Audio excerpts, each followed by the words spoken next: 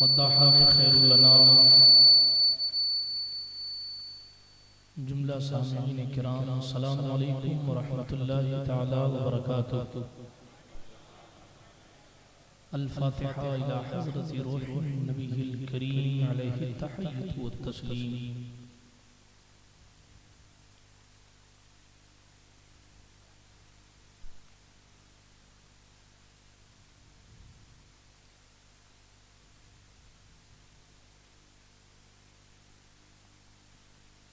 वसल्लल्लाहु तआला अला खैरि खल्क़िही व नूरि अर्शिही व ज़ीनति फ़र्शिही सय्यिदिना व मौलाना मुहम्मद व अला आलिही व अस्हाबिही अजमईन बिरहमतिका या अरहमर राहिमीन बिहक़्क़ि ला इलाहा इल्लल्लाह मुहम्मदुर रसूलुल्लाह सल्लल्लाहु तआला अलैहि व अला आलिही व सहबिही व सल्लम।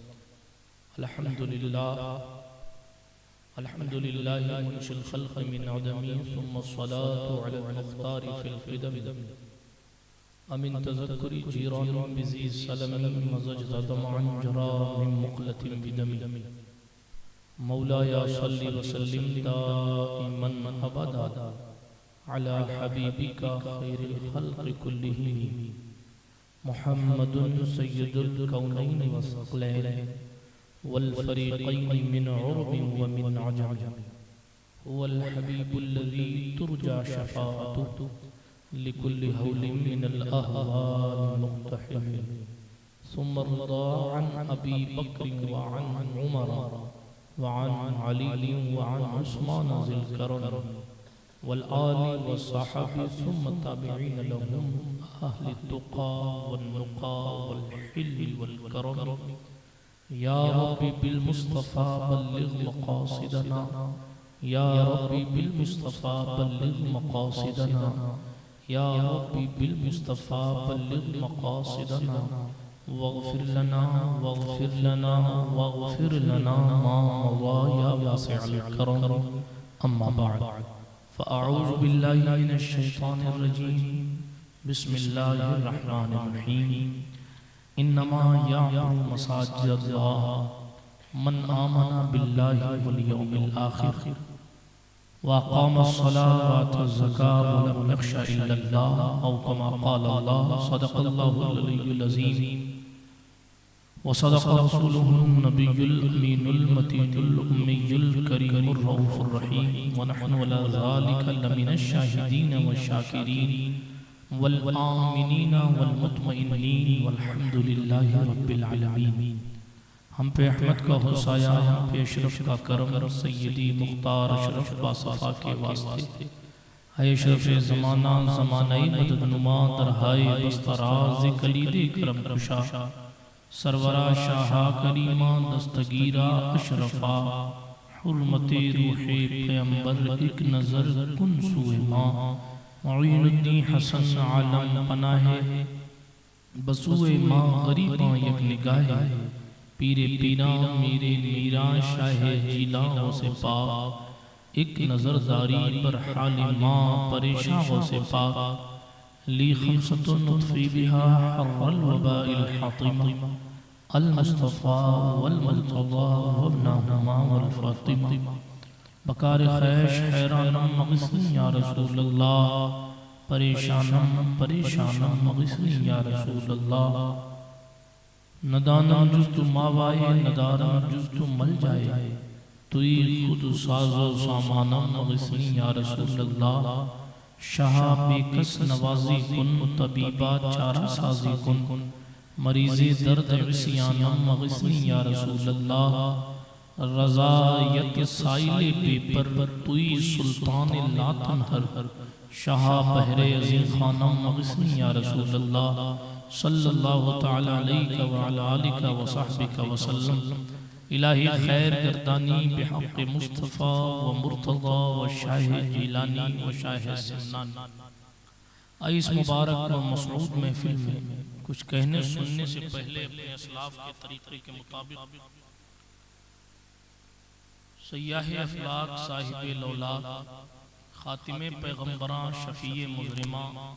शफ़ीए मुजरिमा अनीस बेकसां चारा साज़े दर्दमंदां रहमत आलमिया नूरी मुजस्सम पैगम्बर आज़म रसूल आज़म मक़सूद कायनात बाइस तख्लीक़ कायनात बाइस तकवीन कायनात वजह तख्लीक़ कायनात मालिक कायनात मुख्तार कायनात फ़ख्र मौजूदात अहमद मुज्तबा मोहम्मद मुस्तफ़ा सल्लल्लाहु अलैहि वसल्लम की खिदमत अक़दस में जी लगाकर बाबा से बुलंद दुरूद पाक का नज़राना पेश फरमाएं। पढ़ें अल्लाहुम्मा सल्ली अला सय्यिदिना नबीना मौलाना व मलजाना मुहम्मद व अला आलि सय्यिदिना व मौलाना मुहम्मद सलातन तुनज्जीना बिहा मिन जमीइल अहवालि वल आफात व तग़दीलना बिहा जमीअल हाजात व तुतहिरुना बिहा मिन जमीइस सय्यिआत व तरफ़उना बिहा इंदका अला दरजात व तुबल्लिगुना बिहा अक़सल गायात मिन जमीइल खैराति फिल हयाति व बअदल ममात इन्नका क़रीबुन मुजीबुद दाअवात व अंता अला कुल्लि शैइन क़दीर। उन्हें जाना उन्हें माना न रखा गैर से काम, उन्हें जाना उन्हें माना न रखा गैर से काम। लिल्लाहिल हम्द में दुनिया से मुसलमान गया, नेमतें बांटता जिस संत वो ज़ीशान गया। साथ ही मुंशी रहमत का कलम दान गया, जानो दिल होशो फिरत सब तो मदीना पहुँचे। तुम नहीं चलते रजा सारा तो सामान गया। सुभान अल्लाह कहने में चंदा देना पड़ेगा। सुभान अल्लाह सुभान अल्लाह। आप तो ऐसा डर के बैठे हैं, मुझे महसूस नहीं हो रहा है कि मैं हर शोर में बयान कर रहा हूँ। क्यों? आपको कमेटी वाले ने इतना प्रेस किया हुआ है, कमेटी वालों ने, कि आप बोलेंगे तो फौरन चंदा देना पड़ेगा। ऐसा है।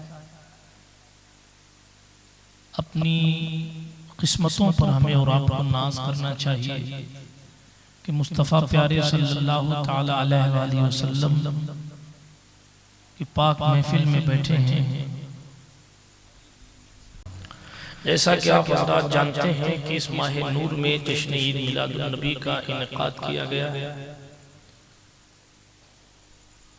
मस्जिद की तामीर का मौका है, कमोबेश तामीर मुकम्मल हो चुकी है, मगर कुछ हिस्से अभी बाकी हैं। अल्लाह के घर की तकमील पर जलसा हुआ है।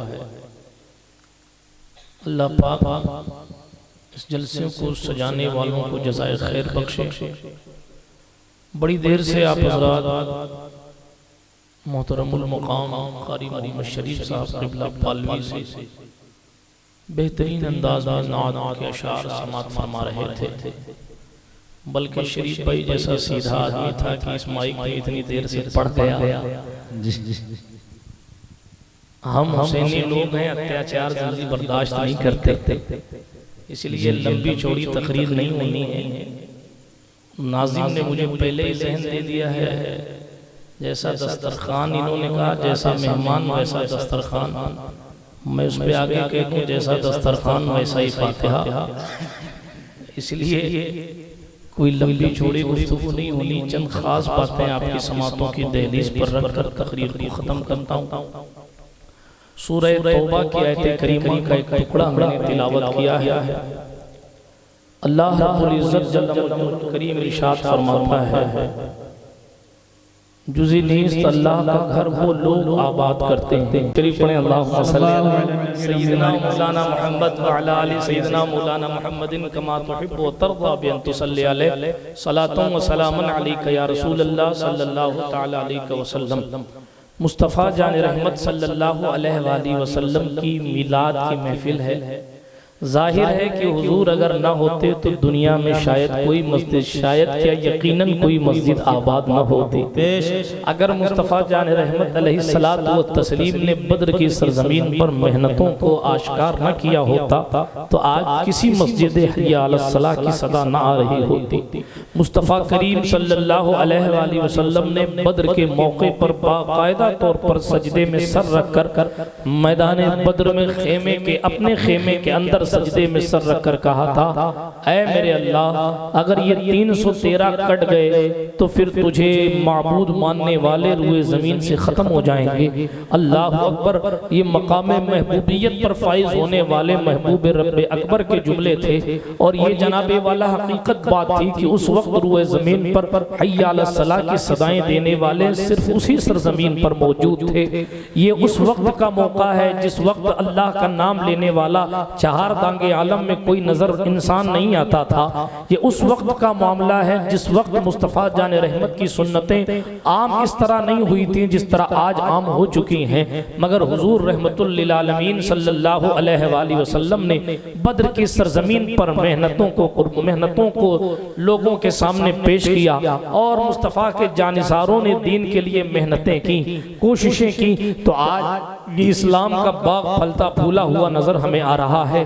बिरादराने मिल्लत इस्लामिया, ये सहाबाए किराम रिदवानुल्लाहि ताला अलैहिम अजमईन के घोड़े दौड़े हैं, तब जाकर इस्लाम आपके हिंद की सरजमीन तक पहुंचा है। ये मुस्तफ़ा जाने रहमत रात रात पर जाकर रब्बी हबली उम्मती की सदाएं लगाते रहे हैं, तब जाकर इस्लाम हमारी समातों तक पहुंचा है। मुस्तफ़ा के जानिसारों ने अपनी जिंदगियां कुर्बान की हैं, तब जाकर इस्लाम हमारे घरों तक पहुंचा है। मुस्तफ़ा जाने रहमत के जानिसारों ने अपने घरों को छोड़कर, बल्कि घर के अपनी शादियों की पहली रातों में अपने घर बार को छोड़कर खुदा के नाम पर शहादत का जाम नोश कर लिया है, तब जाकर इस्लाम हमारी सरहदों तक पहुंचा है। मुस्तफ़ा जाने रहमत बानी इस्लाम है, हुजूर रहमतुल लिल आलमीन अलैहिस्सलाम की बरकत है कि आज रबीउल नूर शरीफ में तशरीफ लाने वाला, चूंकि ये महीना आमद रसूल का महीना है, दुनिया की जितनी मस्जिदों की रौनक है वो इसी महीने में तशरीफ लाने वाले हुजूर की बरकत से है।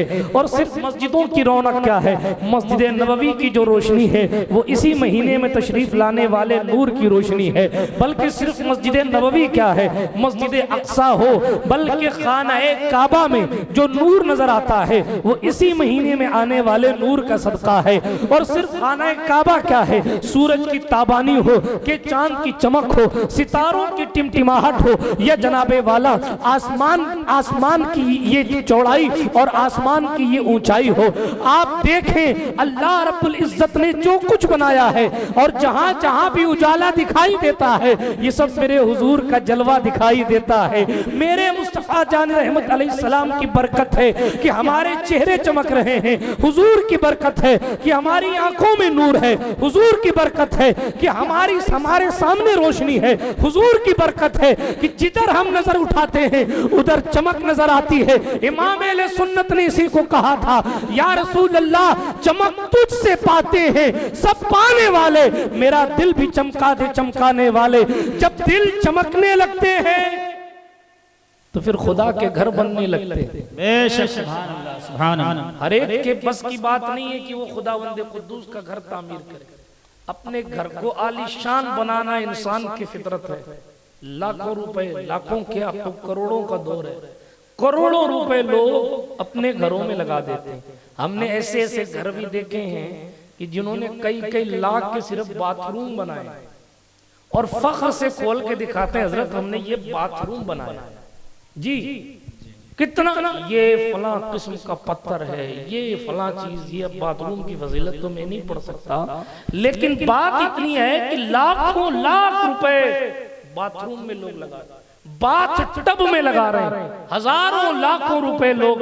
कमरों की बात तो छोड़ दीजिए, उसको मुज़य्यन करने की बात तो छोड़ दीजिए। अल्लाह अकबर कबीरा।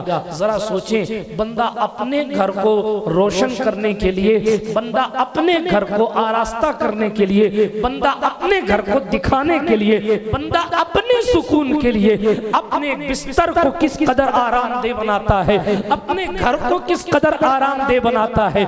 मगर जनाब सबका मुकद्दर उससे यावरी नहीं करता। जिनके मुकद्दर में खुद का घर बनाना लिखा है वो खुद का घर बनाते हैं, और जिनके मुकद्दर में खुदा का घर बनाना लिखा है वो खुदा का घर बनाते हैं। बल्कि जनाबे वाला खुद के घर बनाने पर आपको कोई ये नहीं कहेगा ये पक्का मोमिन है इसलिए इसने घर बना लिया, कोई कहेगा? खुद के घर बनाने पर ये कोई नहीं कहेगा कि साहब ये बहुत नेक आदमी है इसलिए अपना घर बना लिया, नहीं। बल्कि हदीस शरीफ सुनाता चलूं, हदीस शरीफ में आता है, जब किसी को खुदा का घर बनाते देखो सुभान अल्लाह कौन? सुभान अल्लाह। जब किसी को खुदा का घर बनाते देखो तो उसके ईमान की गवाही दो। बेशक बेशक। जब किसी को खुदा का घर बनाते देखो तो उसके ईमान की गवाही। क्यों ईमान की गवाही दो? क्योंकि उस घर बनाने वाले के ईमान की गवाही खुद खुदा ने दी है।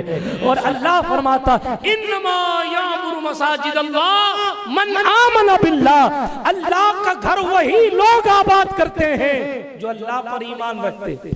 बेशक सुभान अल्लाह। किसी की तारीफ कोई करता है, किसी की तारीफ कोई करता है, किसी की तारीफ कोई करता है। अगर किसी की तारीफ मौलाना जावेद साहब करते हैं तो वो खुश हो जाता है, मौलाना उस्मान साहब करते हैं तो और खुश हो जाता है, शरीफ भाई करते हैं तो और खुश हो जाता है, मुफ्ती आजम राजस्थान करते हैं तो और खुश हो रहे साहब मेरी तारीफ।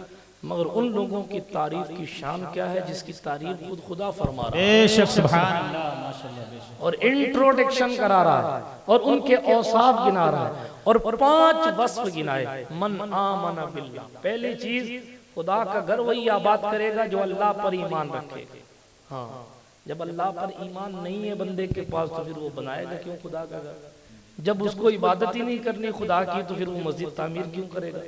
जब वो मानता ही नहीं है खुदा को तो फिर जनाब वो क्यों घर बनाएगा? बात समझ आ रही है आपको?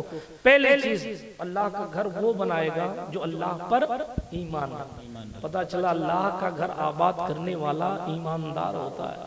हाँ, मैं बेईमानों की बात नहीं कर रहा हूँ, ईमानदार। फिर फरमाया आखिरत के दिन पर ईमान रखता है। दूसरा बस, दूसरी तारीफ। पहली बात अल्लाह का घर वो आबाद करेगा जो अल्लाह पर ईमान रखे। दूसरी बात अल्लाह का घर वो आबाद करेगा जो कयामत के दिन पर ईमान रखे। क्यों? इसलिए कि सजदा वो करेगा तो उसको सजदे का बदला भी तो चाहिए। वो घर बनाएगा तो घर का बदला भी तो चाहिए। तो बदला कब मिलेगा? अभी तो जिब्रील आकर बदला नहीं दे देंगे। अभी तो ऐसा नहीं होगा कि इधर खुदा का घर बनाओ और उधर स्कॉलरशिप मोदी जी चालू कर दें। ऐसा तो नहीं होगा, ऐसा तो नहीं होगा। ऐसा भी नहीं है कि साहब आपने घर बनाया तो कोई कौम की तरफ से आपके नाम का हर महीने स्पेशल चेक आता रहेगा। ऐसा भी तो नहीं होगा। फिर बदला कहाँ मिलेगा? एक दिन रखा गया है, उस दिन को यौम आखिर कहते हैं। आप कहते हैं ना कल कल कल कल, और कल कभी होता ही नहीं है।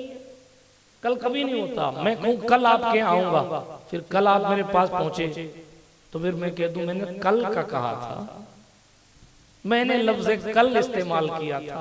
आप कुछ कह सकेंगे? आपने हज़रत आपने आज का कहा था। मैंने कहा तुम झूठ बोल रहे हो, मैंने लफ्ज़ आज इस्तेमाल ही नहीं किया, मैंने तो कल का लफ्ज़ इस्तेमाल किया। आप वापस परसों भी आए मेरे पास, कहा हज़रत आपने कहा था कल चलूंगा। कहा हाँ मैं अभी कह रहा हूँ कल चलूंगा, समझाने के लिए बता रहा हूँ। मैं अभी कह रहा हूँ कल चलूंगा। फिर आप आए मेरे पास तीसरे दिन, आपने कहा हज़रत कल चलने का कहा था। मैं कहूंगा बिल्कुल कल ही चलूंगा। कल आता है कभी? आपके पीछे वालों के आता है। कल आता है कभी? कल आएगा, वो कल आएगा जिस दिन के बाद कोई दिन नहीं हो। ऐसा कल आएगा जिस दिन के बाद कोई, वो आखिर दिन होगा बस, उसके बाद कोई कल नहीं। वो यौमुद्दीन भी कहा जाता है, यौमुल हिसाब भी कहा जाता है, यौमुल जज़ा भी कहा जाता है, और उसी को यौम आखिर भी कहा जाता है। आखिरी दिन बस, उसके बाद कोई दिन नहीं। जब कोई दिन आएगा ही नहीं तो कल का लफ्ज उसी दिन खत्म हो जाएगा। जो कुछ है आज है, कल कुछ नहीं। बात समझ आई आपको? अब जब कल कयामत के दिन, इसीलिए लफ्ज कयामत, इसीलिए कयामत के दिन के लिए भी लफ्ज कल इस्तेमाल हो जाता है। कल कयामत के दिन, आपने कल कहाँ कयामत आएगी? कल कयामत आ जाती तो इतनी चकाचौंध थोड़ी थी। जवाब आएगा भाई कल से मुराद वो कल नहीं है जो नेक्स्ट डे है, कल से मुराद वो है आखिरी दिन। बात समझ आ रही है आपको? फरमाया ईमान जो आखिरी दिन पर रखेगा वो खुदा का घर आबाद करेगा। क्यों?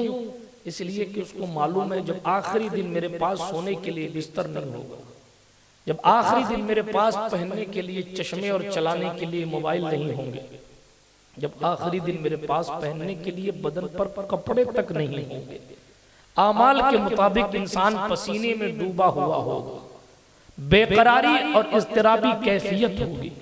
मुस्तफ़ा जान रहमत अलैहिस्सलाम का कलमा पढ़ने वाले हों या जनाब आदम का कलमा पढ़ने वाले, महशर की तपती हुई जमीन पर खड़े होंगे और बेकरारी के आलम चाहेंगे कि जल्दी से जल्दी हिसाब हो जाए, जल्दी से जल्दी जन्नत में भेज दिया जाए या कम से कम हिसाब हो जाए। ऐसी कैफियत में खुदावंद कुद्दूस फरमाएगा, ओ वो लोगों, खुदा के फरिश्ते कहेंगे जिन लोगों ने खुदा के घर को आबाद किया था, जिन्होंने खुदा का घर बनाया था, उन्हें आमिना खातून के शहजादे ने ये खुशखबरी दी थी, मम बना लिल्लाहि मस्जिदन बनल्लाहु लहू बैतन फिल जन्नह, तुम जमीन के टुकड़े पर खुदा का घर बनाओगे, खुदा जन्नत के अंदर तुम्हारा महल तैयार कर देगा। सुभान अल्लाह, सुभान। आपने 20 बाई 50 का प्लॉट लेकर अपना घर खड़ा कर लिया, बदले में कुछ नहीं मिलेगा कयामत में, लेकिन आपने उसी छोटी सी जमीन पर लोगों को नमाज पढ़ने के लिए मस्जिद तामीर कर दी। रसूलुल्लाह की जबान है, किसी और की नहीं है जो पलट जाए, ये मुस्तफा जाने रहमत की जबान है। कयामत आ सकती है, आसमान खत्म हो सकता है, सूरज की रोशनी खत्म हो सकती है, चांद की चमक खत्म हो सकती है, सितारों का वजूद मिट सकता है, मगर जो जुमले ज़हरा के बाबा कह गए हैं उसमें कभी तब्दीली नहीं आएगी। है कौले मोहम्मद कौले खुदा, फरमान न बदला जाएगा, बदलेगा जमाना लाख मगर कुरान न बदला। नारे तकबीर, नारे रिसालत, हुजूर सैयद नूर मियां साहिब किबला, नारे तकबीर। अल्लाह के रसूल ने फरमाया जमीन में मस्जिद बनाओ, जन्नत में घर बनाओ। बताइए सस्ता सौदा है कि नहीं है? सस्ता सौदा है, मगर आदमी करे कैसे? लोग कहते हैं पैसों से जन्नत नहीं मिलती, हमने कहा ऐसों से तो मिलती है। पैसों से जन्नत खरीदी नहीं जाती, लेकिन दीन के लिए खर्च करके जन्नत अपने नाम कराई जाती है। और ये काम हज़रत उस्मान ज़ुन्नूरैन कर चुके हैं, और हुजूर अलैहिस्सलाम ने हज़रत उस्मान के बारे में ये सही जुमले इरशाद फरमाए, सरी फरमाया, उस्मान ने मुझसे 2 बार जन्नत खरीदी है। हदीस शरीफ है, हज़रत उस्मान गनी ने, हुजूर फरमाते मुझसे 2 बार जन्नत खरीदी।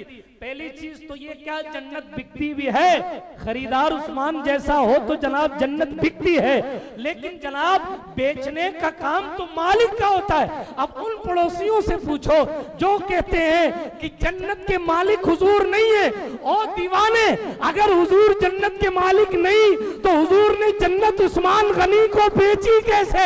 पता चला मुस्तफा जाने रहमत को कुदरत ने मालिक जन्नत भी बनाया है, मालिक दुनिया भी बनाया है। इसीलिए आशिक कहता है मैं तो मालिक ही कहूंगा कि हो मालिक के हबीब, यानी महबूब व मुहिब में नहीं मेरा तेरा, जो तेरा है वो मेरा है, जो मेरा है वो तेरा है। नारे तकबीर, नारे रिसालत, जश्न ईद मिलादुन नबी, नारे तकबीर, सुभान अल्लाह। तो फरमाया अल्लाह का घर वो लोग आबाद करते हैं जो कयामत के दिन पर भी ईमान रखते हैं। वो इसलिए कयामत के दिन पर जब ईमान रखेंगे तो कहेंगे भाई आज इतनी मशक्कतें झेल रहे हैं, अल्लाह कयामत में बदला देगा, अल्लाह कयामत में बदला देगा। आज लोग कह रहे हैं अरे साहब ये मस्जिद बना रहे हैं, अच्छा कुछ ऐसे फिक्र के लोग होते हैं कि नहीं साहब अपना धंधा चला रहे हैं। आप अगर 2 नंबर का काम करेंगे ना तो लोग आपको नहीं ब्लेम करेंगे। जैसे ही आप दीन के काम में आ गए ना तो 70 अच्छे खासे माइंड के लोग भी आपकी दुश्मनी की तरफ माइल हो जाएंगे। हम खुद गुजरते हैं इस मरहले से, टेंशन लेने की जरूरत नहीं है, इसलिए कि थोड़ी देर के लिए जहन मुज़तरिब तो होता है, थोड़ी देर के लिए बेकरारी तो आती है, मगर खुदा कल्ब में ऐसा सुकून रखता है कि आदमी सोचता है जाने दो अल्लाह देखेगा। बात समझ आ रही है? लेकिन आप हक पर होने चाहिए। इशारा करके मैं गुजरूं, आगे चलता हूँ तेजी के साथ। जब बंदा दिल तकलीफ में आता है, यार इतनी मेहनत भी की हमने, हमको तो कोई पैसा नहीं मिला, इतनी मेहनत की हमने, हमें तो किसी ने फूल नहीं पहनाया, इतनी मेहनत की हमने, हमारा नाम तो नहीं लिया किसी ने, इतनी मेहनत की हमने। हमें तो सलाम नहीं करते लोग, अगर सलाम करने, फूल पहनने, इज्जत बढ़ाने, शोहरत बढ़ाने, दिखावा करने के लिए ये काम होते हैं, खुदारा मत कीजिए, इसलिए कि ये सवाब नहीं फिर अज़ाब का सबब बन जाएगा। और अगर अल्लाह के लिए है तो फिर आखिरत पर आपका भी ईमान है, मेरा भी ईमान है। एक वो दिन तो रखा है जिस दिन करेंसी नहीं चलेगी तो फिर उस दिन मस्जिदें शहादत देंगे, जिस दिन पैसे नहीं चलेंगे उस दिन जनाब मस्जिदों के सजदे गवाही देंगे, जिस दिन सुनने वाला कोई नहीं होगा हमारी, जिस दिन बाप बेटे से भागेगा उस दिन मस्जिदों की दीवारें गवाही देंगी कि ए मेरे अल्लाह इसने तेरे घर को आबाद किया। कयामत के दिन पर ईमान जब बंदा रखेगा तो ही परेशानियों का सामना आसानी से कर लेगा और घर बनाएगा खुदा का। दो बात। तीसरी चीज ये कि वो नमाज कायम करेगा। अल्लाह का घर वो लोग आबाद करते हैं जो नमाज कायम करते हैं। अगर सिर्फ पैसा लगा के भागते फिर रहे हैं तो इसका मतलब आपने खुदा के घर का हक अदा किया। बात समझ आ रही है आपको? तीसरी चीज नमाज कायम, आबाद वही करेंगे सही मानों में जो नमाज पढ़ेंगे। खुदा के घर की जीनत झूमर से नहीं होती है, खुदा के घर की जीनत टाइल से नहीं होती। अगर ऐसा होता तो हुजूर की मस्जिद नबवी हुजूर के दौर में तो जीनत वाली नहीं थी। हुजूर अलैहिस्सलातु व तस्लीम के दौर में बुखारी शरीफ में हदीस है, रमजानुल मुबारक की 21वीं शब है और हुजूर अलैहिस्सलाम सजदे से सर उठाकर आ रहे। साहबी कहते हैं उस रात में बारिश हुई थी, मस्जिद नबवी की छत जो थी वो खजूर की छाल की थी और खजूर की छाल बारिश का पानी रोक नहीं पाई तो पानी मस्जिद नबवी में आया। हुजूर अलैहिस्सलाम ने कच्ची जमीन से जब सर उठाया तो हुजूर अलैहिस्सलाम की पेशानी अक़दस पर, आपको समझाने के लिए कह रहा हूँ, कीचड़ लगा था। हालांकि जनाब उस मिट्टी का मुक़द्दर भी कितना आला है। हम तो हुजूर के कदमों से लगे हुए जर्रों को भी एहतराम की निगाह से देखते हैं, उसका मुक़द्दर क्या होगा जो हुजूर की पेशानी को मिट्टी बोसा दे रही है। लेकिन बताना यह है कि हुजूर की जबीने मुबारक पर कच्ची मस्जिद होने की वजह से पानी और मिट्टी का मिक्स गारा हुजूर अलैहिस्सलाम की मुकद्दस पेशानी पर लगा, यानी संगे मरमर हुजूर के दौर में नहीं लगा था, टाइल से नहीं थी, पक्की छत नहीं थी। तो पता चला मस्जिदों की जीनत टाइल्स से नहीं है, झूमर से नहीं है, रंग बिरंगी या स्पेशल लाइटें लगा देने से नहीं है। फिर फरमाया मस्जिदों की जीनत नमाजियों से। बेशक समझ आ रही है आपको? नहीं आ रही है? मस्जिदें कच्ची हों और नमाजी पक्के हों तो उन पक्की मस्जिदों से अच्छा मामला है जिनके नमाजी कच्चे हों। बात समझ आई? हाँ, अबू हुरैरा कच्ची मस्जिद में नमाज पढ़ने वाली जात का नाम है, मगर अबू हुरैरा। अली कच्ची मस्जिद में नमाज पढ़ने वाली जात का नाम है, मगर जिंदगी की एक नमाज भी कज़ा नहीं। पहली भी अगर कज़ा हो गई तो सूरज को पलटना पड़ता है और अदा करवाना पड़ता है। मस्जिदें कच्ची हों तो चलता है, नमाजी कच्चे नहीं होने चाहिए। इसलिए आप नमाजी पक्के बनिए। साइलेंट, सिर्फ सुभान अल्लाह नहीं, इंशाअल्लाह नमाजी पक्के बनिए। फरमाया अल्लाह का घर वो लोग आबाद करते हैं जो अल्लाह पर ईमान रखते हैं। अल्लाह का घर वो लोग आबाद करते हैं जो जनाब क़यामत के दिन पर ईमान रखते हैं। अल्लाह का घर वो लोग आबाद करते हैं जो नमाज कायम करते हैं। और फिर फरमाया अल्लाह का घर वो लोग आबाद करते हैं जो ज़कात देते हैं। क्या करते हैं? ज़कात देते हैं। इसलिए कि जो ज़कात देने वाला होगा वो ज़कात खाएगा थोड़ी, वो तो ज़कात देगा। ज़कात देने वाला होगा, जाहिर है कि नमाज पढ़ने वालों के लिए वजू की जरूरत है, वजू खाने की जरूरत है। नमाज पढ़ने वालों के लिए मस्जिद की तामीर की जरूरत है, तामीर में भी खर्च करने का जहन नहीं दिया जाएगा तो फिर जनाबे वाला कैसे लोगों के दिल में खर्च करने का तसव्वुर पैदा होगा। बहरहाल ज़कात मस्जिद में नहीं लगा करती, लेकिन मस्जिद में आने वाले मुसाफिर पे भी तो लग जाती है। ज़कात मस्जिद में नहीं लगा करती, मगर मस्जिद में आने वाले वो लोग जो मदरसों के चंदे के लिए या जरूरतमंदों के हवाले से आते हैं, जाहिर है वो आपके घर का दरवाजा नहीं खटखटाएंगे, वो मस्जिद में आ जाएंगे। नमाजी नमाज पढ़ने आए तो मस्जिद के दरवाजे पर अगर ज़कात लेने वाले को देखे जो ज़कात का मुस्तहिक है तो फिर उसको चाहिए कि ज़कात अदा करे। और चलिए तेजी के साथ साथ सही तौर पर पांचवी बात, चार बातें हो गई। एक तो अल्लाह पर ईमान, क़यामत पर ईमान, नमाज की पाबंदी, ज़कात की अदायगी, चार चीजें। Five, fifth and last and final क्या? वलम यख्शा इल्लल्लाह, वो अल्लाह के सिवा किसी से नहीं डरता है। वो दिलेर होता है क्योंकि खुदा का घर बना रहा है। वो नहीं डरता, इसलिए कि अगर डरता होता तो लोग झूठे FIR कर दें तो लोग बंद कर कर आके भाग जाए। अगर डरता होता तो चार लोगों की भीड़ से डर के मस्जिद की तामीर बंद कर देता। नहीं, इसलिए जरूरी यह है कि जो खुदा का घर तामीर करता है वो अल्लाह के सिवा किसी से नहीं डरता। न साहब सेठ साहब से डरता है, न इंस्पेक्टर साहब से डरता है, न जनाबे वाला मौलाना साहब से डरता है, न मुफ्ती साहब से डरता है, न सैयद साहब से डरता है, सिर्फ खुदा से डरता है। इसलिए कि जब वो खुदा का घर बना रहा है, खुदा का बंदा जाने खुदा जाने, तीसरे की जरूरत क्या है। खैर फरमाया खुदा से डरने वाला खुदा के घर को आबाद करता है, वही सजदे करेगा जो खुदा से डरेगा, वही सुभान रब्बियल आला पढ़ेगा जो खुदा से डरेगा, वही इत्मीनान के साथ खर्चा करेगा जो खुदा से डरेगा, वही ईमानदारी को पेशे नजर रखेगा जो खुदा से डरेगा, वही बेईमानी से अपने दामन को बचाएगा जो खुदा से डरेगा, वही मस्जिद के एक एक पैसे का एहतराम और उसका एहतमाम करेगा क्योंकि वो खुदा से डरेगा। गर्ज के खुदा से डरने में सारी चीजों को कुरान ने खींच लिया और फरमाया जो खुदा से नहीं डरते उनकी जात से ये नहीं उम्मीद है कि वो खुदा का घर आबाद कर पाए, और जो डरते हैं उनकी जात से उम्मीद है कि इंशाअल्लाह वो खुदा का घर आबाद करे। बात समझ आई?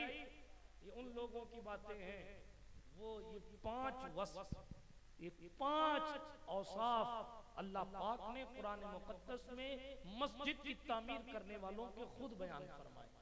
और हुजूर अलैहिस्सलाम फरमाते हैं, आपने हदीस शरीफ सुनी, जिसने अल्लाह के लिए मस्जिद को तामीर किया अल्लाह रब्बुल इज्जत उसके लिए जन्नत में घर को बनाता है।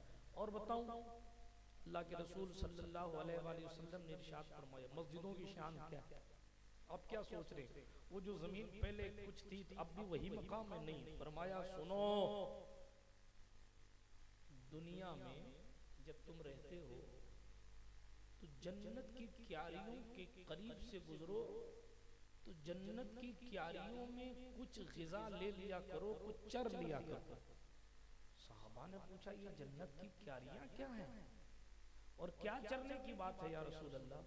हुजूर ने फरमाया ये अल्लाह का घर, ये मस्जिदें जन्नत की क्यारी है। पता चला कल तक तो किसी और की जमीन थी, कल तक तो उसकी औकात के साथ कुछ नहीं थी। आज आपने नीयत कर ली कि ये खुदा का घर बनेगा और यहाँ लोग सजदा करेंगे, तो फिर अब वो जमीन जमीन नहीं रही बल्कि जन्नत की क्यारी बन गई। साहबा ने पूछा या रसूलल्लाह उसमें चरने की क्या शान है, क्या बात है? हुजूर ने फरमाया उसमें बैठकर सुभान अल्लाह कहना, अल्लाहु अकबर कहना, ला इलाहा इल्लल्लाह कहना जन्नत की क्यारी से चरने के मुतरादिफ। इतनी बड़ी बात है साहब, सुभान। अब मस्जिद को देखो तो हुजूर के फरमान के मुताबिक कहो ये फकत एक पत्थर का ढांचा नहीं है बल्कि ये जन्नत की एक क्यारी है, जन्नत की एक क्यारी। अब जितनी क्यारियां आपको जन्नत में लगानी है, जितनी जन्नत की क्यारियां आपको बढ़ानी है आप बढ़ा सकते हैं। खुदा ने आपको इख्तियार दिया है, अल्लाह अकबर कबीरा, कि आप खुदा के घर को तामीर करें। अल्लाह अकबर। अगर मैं इस पस मंजर में जाऊंगा कि खुदा के घर की तामीर के क्या मामला, तो बड़ी बात लंबी हो जाएगी। लेकिन एक बात याद रख लें, जिस तरह बैतुल्लाह बगैर मुकद्दर में लिखे हुए कोई नहीं जा सकता, जिस तरह हज बैतुल्लाह जिसके मुकद्दर में ना लिखा हो वो नहीं जा सकता। इसी तरीके से मस्जिद की तामीर करना हर एक के बस की बात नहीं है। मस्जिद बनाना इतना आसान भी नहीं है, इसलिए कि ये रूहानी ताकतों के मामलात और हैं। बात तफसील में नहीं जाकर तेजी के साथ बात को इख्तिताम की तरफ लेकर जाता हूँ।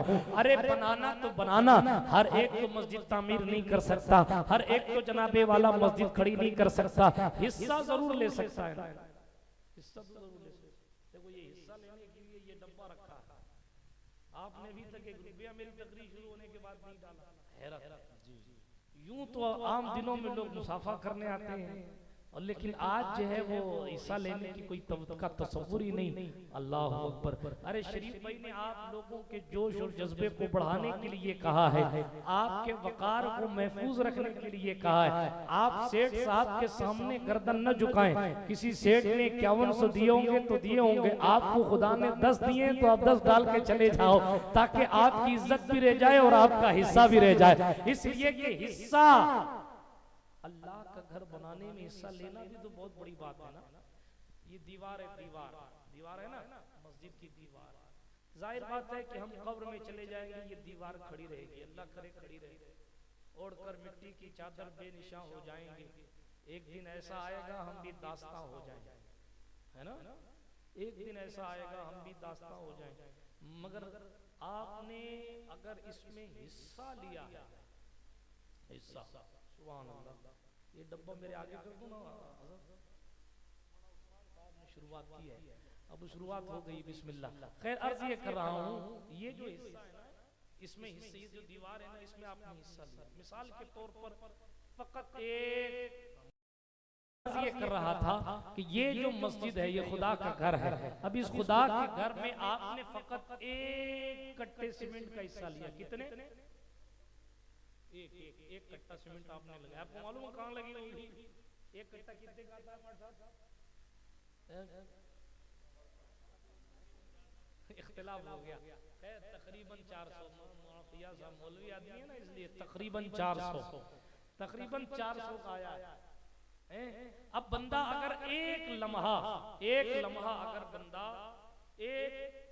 फकत एक कट्टा सीमेंट अपनी तरफ से उसने लगा दिया, एक कट्टा सीमेंट उसने अपनी तरफ से लगा। अब अपनी तरफ से उसने लगा तो दी, जाहिर बात है कि और दूसरों के साथ उसकी सीमेंट को मिलाया जाएगा और फिर उसके बाद खुदा के घर में लगाया जाएगा। आपको समझाने के लिए बता रहा हूँ, दीवार खड़ी रहेगी तो दीवार के किसी न किसी हिस्से में तो वो जनाबे वाला आपका हिस्सा भी लगा रहे, हमारा हिस्सा भी लगा रहे। अब इस मस्जिद में नमाज पढ़ने के लिए कोई पीर साहब आए, कोई सैयद साहब आए, या कोई भी मुसलमान आए, वो जनाब इसको जब इसको मुस्तफ़ा जाने रहमत सल्लल्लाहु अलैहि वसल्लम की सुन्नत के मुताबिक जब ये बंदा अपने इस घर में, खुदा के इस घर में आएगा और खुदावंद कुद्दूस के घर में आकर जब वो सजदा करेगा, तो जाहिर बात है कि जिसने इसको बनाने में हिस्सा लिया है, चाहे वो एक बोरी सीमेंट का हिस्सा ही क्यों ना हो, जाहिर बात है कि उन तमाम लोगों को इसका सवाब दिया जाएगा। इसी को सवाबे जारिया कहते हैं। हम अपनी कब्र में पहुंच जाएंगे, मगर यहाँ सुभान रब्बियल आला कोई कह रहा है तो कब्र में उसका सवाब हमें दिया जाएगा। कोई यहाँ अल्हम्दुलिल्लाह रब्बिल आलमीन कह रहा है तो कब्र में इसका सवाब हमें दिया जाए। और इससे मतलब नहीं होता, ये भी सुन लीजिए कि किसने लाख दिए, किसने 1.5 लाख दिए, मतलब ये होता है कि किसकी नीयत का लेवल क्या था, किसकी नीयत का लेवल क्या था। वरना जनाबे वाला आपने पढ़ा, जिस दौर में सिद्दीक़ अकबर अपना पूरा माल लेकर आए हैं, उस दौर में बुढ़िया भी अपने सर पर घर का सामान उठाकर लाई है, और हुजूर अलैहिस्सलातु व तस्लीम उस बुढ़िया की तारीफ अपनी जबान से फरमा रहे हैं ताकि लोगों को पता चल जाए हिस्सा तो बहरहाल हिस्सा होता है, और फिर खुदावंद कुद्दूस के घर में हिस्सा लेना यह हर एक मुकद्दर की बात नहीं होती। मैं अर्ज ये कर रहा था, वाकयात तो बड़े लंबे। अल्लाह रब्बुल इज्जत की राह में अगर कोई बंदा खर्च करता है तो यकीनन अल्लाह रब्बुल इज्जत उसको दोनों जहान में बदले अता फरमाता है। एक किस्सा सुना देता हूँ, इसी पर किस्सा सुना देता हूँ। दुरूद शरीफ पढ़े तो मैं किस्सा पढ़ देता हूँ। सल्लल्लाहु अलैहि नबी उम्मी वाली, अरे दुरूद शरीफ पढ़ लो यार। सल्लल्लाहु, हुजूर की विलादत के मौके पर मस्जिदों में चरागा करना ये मुस्तफ़ा के सहाबा की सुन्नत है। मुझे अच्छी तरह याद है, मैं हज़रत तमीम दारी अंसारी का किस्सा अरसौर में सुना चुका हूँ कि किस तरीके से रसूल पाक अलैहिस्सलाम के दौर में हुजूर के जानिसारों ने मस्जिद नबवी को जैतून के तेल से रोशन कर दिया था, जैतून के तेल के दिए से, और दुनिया को बता दिया था मस्जिदों को रोशन करना हुजूर की विलादत के मौके पर हो या किसी भी खुशी के मौके पर हो, मस्जिद को रोशन करना मुस्तफ़ा जान रहमत के दिल को खुश करना है। अल्लाह रब्बुल इज्जत के घर को रोशन करना अपने आप में बड़ी सआदत। मैं तेजी के साथ एक किस्सा पढ़ देता हूँ अल्लाह की राह में खर्च करने का। यूं तो बहुत सारे किस्से, सिद्दीक अकबर के मकाम की बुलंदी आपको देखनी तो उनके खर्चे से देखिए जी। हज़रत सिद्दीक अकबर ने खर्चे बहुत किए हैं, सिर्फ मेहनतें ही नहीं की हैं, हुजूर को सिर्फ कंधे पर उठाया नहीं है, सिर्फ नमाजों में और सिर्फ तन्हाइयों में परहेजगारी का इज़हार नहीं किया, बल्कि सिद्दीक अकबर एक ताजिर और बिजनेसमैन इंसान का नाम, लेकिन सब कुछ दीन मुस्तफा के नाम पर कुर्बान करके गुर्बत को अपना साथी बनाने वाले को अबू बकर सिद्दीक। देखें आप बिलाल हबशी है, हज़रत सरकार बिलाल हबशी किसी और के गुलाम हैं। आपने किस्सा सुना है, मैं किस्सा नहीं सुनाता, मगर आपने सुना है कि पत्थर उनके सीने पर रखकर उनको तपती हुई जमीन पर घसीटा जाता है। सिद्दीक अकबर को ये देखना अच्छा नहीं लगता। हुजूर क्या दिल भी चाहता है कि काश इतना पैसा हो जाए कि बिलाल को आजाद करा दिया जाए। इस्लाम अपनी गुर्बत के दौर से गुजर रहा है और बिलाल को सजा किस जुर्म में? फकत इसलिए कि वो हुजूर का कलमा पढ़ते हैं, बाकी उनको उन्होंने कोई जुर्म नहीं किया। मगर जनाब कभी इधर भगाता है उनका आका, कभी इधर भगाता है, कभी तपती हुई रेत पर घसीटता है, कभी पत्थर रखता है, कभी क्या हो रहा है, कभी क्या हो रहा है। मगर अल्लाह अकबर, हज़रत सिद्दीक अकबर से हुजूर ने एक मर्तबा, हज़रत सिद्दीक अकबर एक मर्तबा हुजूर से इजाजत लेकर तशरीफ ले गए। बिलाल का जो आका है जिसके वो गुलाम है उसके पास, अच्छा उसको भी पता था कि अबू बकर सिद्दीक इंतहाई बिजनेसमैन इंसान का नाम है, उसको भी पता था कि अबू बकर सिद्दीक बहुत बड़ी पार्टी का नाम है, उसको भी पता था अबू बकर सिद्दीक बहुत माल वाली जात का नाम। तो उसने सिद्दीक अकबर का चेहरा देखकर बिलाल हबशी का रेट ऊंचा कर दिया। जो गुलाम का रेट होता है, जो गुलाम का रेट होता है उससे कहीं ज्यादा ऊंचा हजरत बिलाल की उसने कीमत लगाई। हजरत सिद्दीक अकबर कहते हैं तू कीमत बोल, तू कीमत बोल। अल्लाह अकबर, वो इरादा करके आए थे पैसे चाहे जितने लग जाएं आज बिलाल को आजाद करवा के ले जाओ। जनाबे वाला आप सुनकर हैरत करेंगे कि बिलाल हबशी की कीमत उनके आका 2 या 3 गुना ज्यादा कीमत लगाई, और अबू बकर सिद्दीक जानते हैं कि ये 3 गुना कीमत ले रहा, ये 2 गुना कीमत ले रहा, मगर सरकार सिद्दीक अकबर रज़ियल्लाहु ताला अन्हु ने चेहरा नहीं फेरा, बल्कि दुनिया को ये दिखाया है कि दीन के लिए किस कदर खिदमतें की जाती हैं, और जो भी की जाए वो कम नजर आती हैं। खुदा का दीन इतना कीमती है। अर्ज ये कर रहा था, मेरी तरफ तवज्जो रखें, जब दुगनी तिगनी कीमत उसने लगाई और कहा इतने में दूंगा बिलाल को, हजरत सिद्दीक अकबर ने फरमाया ले ले, ये गुलाम भी ले ले, ये पैसे भी ले ले, मगर बिलाल मुझे दे दे। अल्लाह अकबर, हजरत बिलाल हबशी को वहीं खड़े होकर हजरत सिद्दीक अकबर ने खरीदा है, और फिर हाथ पकड़कर सीना चौड़ा नहीं किया, पैसे मांगने नहीं गए, बल्कि हुजूर के दरबार में पहुंचे और बिलाल हबशी का हाथ पकड़कर सर झुकाकर कहा अस्सलाम वालेकुम या रसूल अल्लाह, हुजूर आपके दरबार पर, आपकी चौखट पर आपका गुलाम हाजिर है। आज एक गुलाम नहीं बल्कि 2 गुलाम हाजिर है। अबू बकर आया है और बिलाल को आजाद करवा के लाया है। अब ये मेरा गुलाम है क्योंकि इसके आका से मैंने इसको खरीदा है, मगर अपने आका के लिए मैं अपने इस गुलाम को आजाद कर। नारे तकबीर, नारे रिसालत, नारे रिसालत, सुभान अल्लाह। मिल्लत इस्लामी, आप सोचें कितनी बड़ी फजीलत है कि हुजूर ने फरमाया ए अबू बकर, ए अबू बकर, जरा सा मेरा भी हिस्सा इसमें लगा दो। हाँ, हुजूर ने फरमाया मेरा भी हिस्सा लगा दो, तुमने खर्चा किया ना, बिलाल खरीद के लाए, तुम मुझे भी शामिल कर लो। हुजूर ने फरमाया यानी कुछ पैसे मुझसे भी ले लो। आप सोचें कितनी फजीलत की बात, हिस्सा लेना तो हुजूर की भी सुन्नत है। खरीद के लाए ना, कीमत सुनी, जाहिर बात है कि पैसा ज्यादा लगा। हुजूर ने फरमाया अबू बकर कुछ कीमत मुझसे भी ले लो, मगर वो सिद्दीक थे, उन्होंने कहा या रसूल अल्लाह, इस सवाब में तो मैं आपको भी शामिल नहीं करना चाहता हूँ। ये जुमले हैं हदीस के, इस सवाब में तो मैं आपको भी शामिल नहीं करना चाहता सरकार, आप तो बस दुआ फरमाएं और इस गुलाम को मैं आपके लिए आजाद। हुजूर ने हजरत बिलाल हबशी को आजाद कर दिया।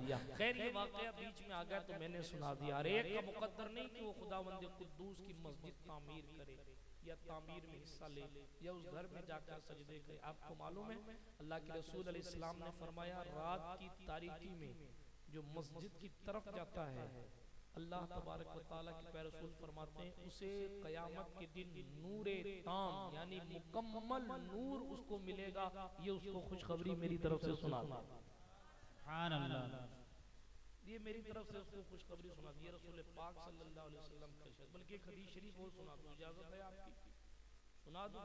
हाथ उठाकर कहें या रसूल अल्लाह। अल्लाह के रसूल सल्लल्लाहु अलैहि वसल्लम फरमाते हैं ना, अल्लाह रब्बुल इज्जत इरादा फरमाता है कि अहले जमीन पर अजाब नाजिल करूंगा।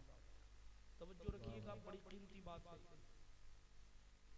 अजाब नाजिल हो जाए, अल्लाह फरमाता मैं इरादा करता हूं कि मैं अजाब नाजिल कर दूं अहले जमीन पर, लेकिन जब मैं उन लोगों को देखता हूं जो मेरे घरों को आबाद करते हैं, जब मैं उन लोगों को देखता हूं जो सहर के वक्त मुझसे इस्तिग़फ़ार करते हैं, और जब मैं उन लोगों को देखता हूं जो अल्लाह के लिए मोहब्बत और अल्लाह ही के लिए नफरत करते हैं।